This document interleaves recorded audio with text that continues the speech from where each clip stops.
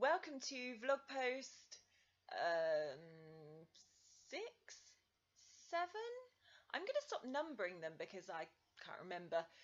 I'm narrator Rebecca McKernan, and in this episode I would like to share with you this lovely story from writer Barb Warner Deane. It's the story of three women told from three different perspectives. It's set in World War II America, and it's really lovely to read a story. I mean, it's so thoroughly researched anyway, but to read a story that's not told from people actually on the front. Let me read the back to you. In 1941, World War II begins for the United States, and life will never be the same for three women as they send their husbands, brothers, and friends off to war. Ruth, a young wife and teacher, Lily, her teenage sister-in-law, and Helen, a British war bride, learn to cope with rationing, change, fear, loss, humiliation, and brutality, while they forge an impenetrable bond and grow to be stronger than any of them ever dreamed possible.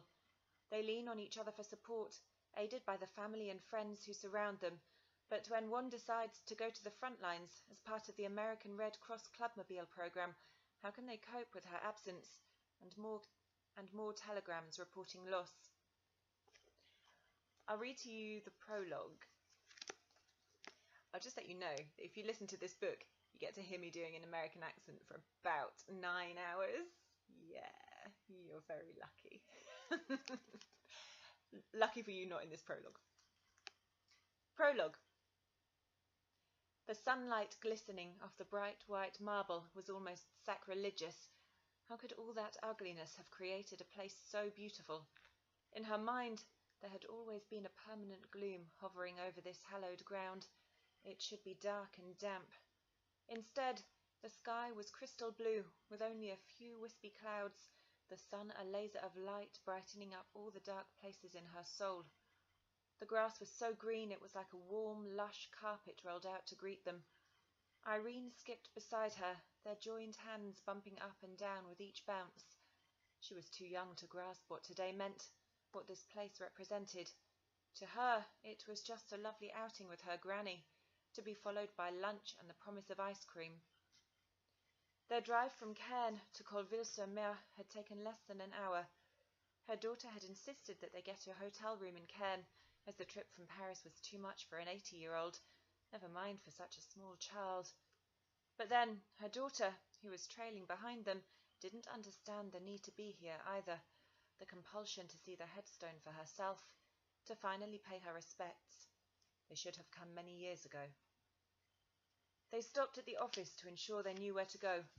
She'd pictured this spot many times, but hadn't done justice to the sheer size of the place and the impact of the white crosses, all the pain, the loss, the heartbreak, but also the sacrifice and patriotism these markers represented. The kind young man in the office offered to take her to her destination, Grave 5, Row 21, Plot B, but she really needed to do this herself, with only her daughter and sweet young granddaughter by her side. She owed it to her friend, to all their friends. Her mouth went dry. She'd never really understood how many families had been torn apart here, on the beaches below. While the newspapers had shown pictures and the newsreels tried to explain the magnitude of the sacrifice made on those days, now more than 50 years ago, it was never more real than when she stood in the sunshine and tried to count the rows upon rows of brave Americans who had given their lives for the world's freedom.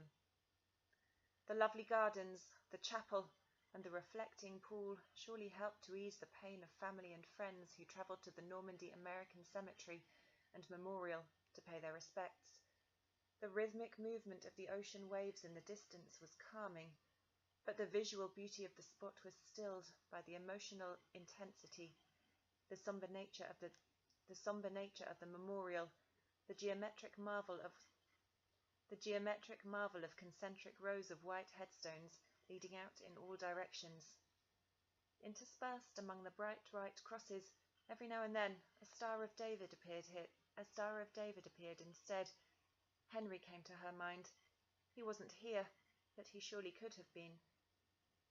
While many of the monuments had names, many were marked simply, "Here rests in honoured glory a comrade in arms, known but to God." She tried to hold back the tears she could feel welling in her eyes as they passed the headstone of an unknown soldier and saw an elderly woman and a young boy placing flowers at the base of the cross.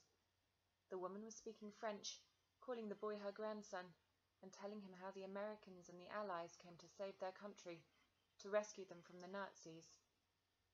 The boy rose solemnly, turning to look up into his grandmother's face, while she nodded her approval. Irene waved at the boy, who turned to smile at her and wave back. As they crisscrossed over the beautifully maintained lawn, her heart grew heavier. Would she be able to tell her daughter and granddaughter everything she wanted, no, needed, to explain, without her voice cracking or simply failing her? Could she say it in a way the child would understand? She'd waited so long to pay her final respects, to say a heartfelt but overdue thank you and goodbye. She hoped it didn't tear her apart in front of this sweet young girl. They stopped in front of the headstone set in a lovely spot near the shade of a tree. She could feel her chest tighten, her eyes begin to burn. All the goodbyes she'd ever wanted to say flew through her mind, the things she'd rehearsed saying year after year, all the times she'd thought, if only, and I wish. When they'd received the news, it had seemed unreal, too heartbreaking to be true. But standing here, reading the headstone with its date of July 25th, 1945, brought the past rushing back to her. Her friend, who had done so much for all of them, who'd left such a lasting legacy and touched so many lives in so many ways. She tried to swallow down the heartache that seemed to be choking her, looking out over the English Channel to try to pull her emotions into check. "Granny?" Irene looked up at her. "Why are you crying?" She wiped the tears from her cheeks, kneeled down, and pulled her granddaughter close. "Let me tell you about a dear friend of mine." I realised as I was reading that I did my normal trick of forgetting to tell you what it was called. The book is called On the Homefront. It's written by Barb Warner Deane. And yeah, it's a really lovely story. There's a lot of real emotion in there. I recommend the listen. Go over to Audible, Amazon and iTunes and grab your copy. I have a handful of freebies to give away, so send me a message if you'd like one.